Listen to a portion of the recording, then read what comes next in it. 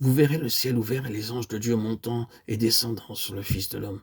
Ainsi, Christ a-t-il annoncé cela à Nathanaël. Quelle est donc l'implication de ces paroles? Nous sommes ramenés instinctivement par elle à l'Ancien Testament, au livre de la Genèse, et Jacob entre aussitôt en vue. Nous rappelons Jacob sur son chemin entre deux points, pour ainsi dire, dans un lieu intermédiaire entre le ciel et la terre, n'étant ni entièrement de la terre, ni entièrement du ciel, mais comme entre les deux. Cette nuit-là, dans cette position intermédiaire, quelque part sous le ciel étoilé, il se coucha et s'endormit. Et voici, une échelle se dressa sur la terre, une échelle dont le sommet atteignait le ciel, sur laquelle montaient et descendaient les anges, et au-dessus de laquelle se trouvait l'Éternel. Et l'Éternel lui parla: Jacob. Alors s'éveilla de son sommeil et dit: Certainement l'Éternel est présent dans ce lieu, et moi je ne le savais pas. C'est bien ici la maison de Dieu. Et il appela cet endroit Bethel, la maison de Dieu. Genèse 28, 16, 19. Le Seigneur Jésus s'appropria cela, et il se l'appliqua lui-même, dans les paroles qu'il adressa à Nathanaël. Il dit en fait, ou par implication: Je suis Bethel, la maison de Dieu. Je suis ce qui n'est pas entièrement de la terre, bien que reposant sur elle, et ce qui n'est pas entièrement du ciel dans ma situation actuelle, bien que relié au ciel. Je suis ici entre le ciel et la terre, le lieu où se rencontrent Dieu et l'homme, la maison de Dieu dans laquelle Dieu parle, dans laquelle Dieu se révèle. Il parle dans sa maison, il se révèle dans sa maison. Je suis la maison de Dieu. C'est en moi que Dieu se communique à ce monde, et en moi seul.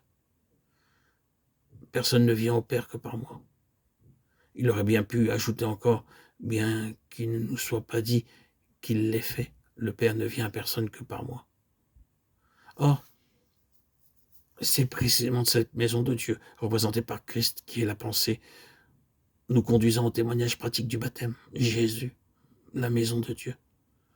Nous savons évidemment que toute autre maison dans la Bible n'est qu'une illustration de lui, que ce soit le tabernacle dans le désert ou bien le temple de Salomon, ou tout autre temple devant remplir plus tard la même fonction, ou bien encore ce qui dans le Nouveau Testament et dans des termes plus spirituels est appelé l'Église. Tout cela n'est pas autre chose que Christ.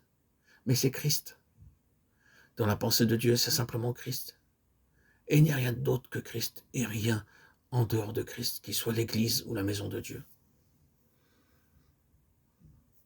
Le point sur lequel le Seigneur nous retient avec tant de force ici, c'est que Dieu a lié toutes choses de manière finale, définitive et exclusive à son Fils, et que nous ne pouvons rien recevoir de Dieu si ce n'est en Christ, et cela par une révélation pouvons du Saint-Esprit, car c'est par lui que Christ est révélé dans nos cœurs. Ainsi le Seigneur Jésus, qui est la maison de Dieu, accomplit chacune des fonctions représentées en symbole dans ces autres maisons sur cette terre. Nous commençons par le lieu très saint, le Saint des Saints. C'est en lui qu'est le Saint des Saints. C'est en lui que Dieu habite véritablement, et personnellement et réellement. C'est en lui que Dieu a son habitation. Dieu est en Christ. Et ne demeure en aucun autre dans le même sens. Il est vrai que le Père fera sa demeure en nous. Mais, bien aimé, il y a une différence. Lorsque le Père vient demeurer en nous, nous ne sommes pas par là constituants en nous autant de Christ. Dieu ne demeure pas en nous dans le sens où il demeurerait en son Fils. Dieu demeure en Christ d'une façon unique. Et le lieu très saint se trouve en lui seul. C'est en lui qu'est l'oracle, c'est-à-dire la voix qui parle avec autorité et une autorité finale. L'autorité finale de la voix de Dieu est en Christ et en Christ seul. Les 3 disciples se trouvaient sur la montagne de la transfiguration, dans une position très exaltée, dans leur âme comme dans leur corps. C'était une expérience merveilleuse, merveilleuse, un événement spirituel immense.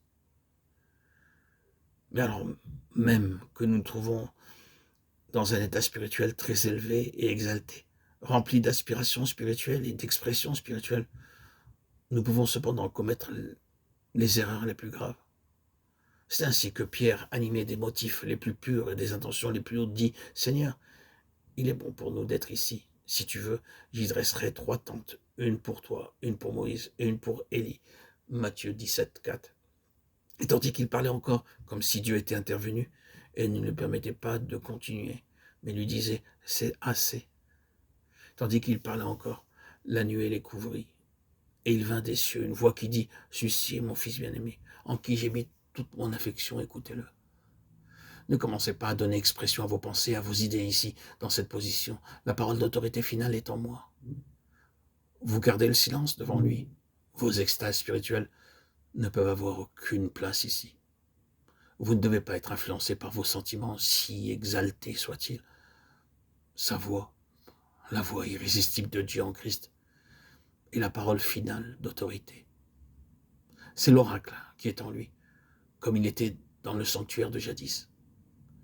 Et nous pouvons ainsi prendre tout ce tabernacle ou ce temple et le reprendre en tout point par point pour le voir, lui, comme l'accomplissement de tous les détails, comme la maison de Dieu, où Dieu se trouve et où Dieu se révèle.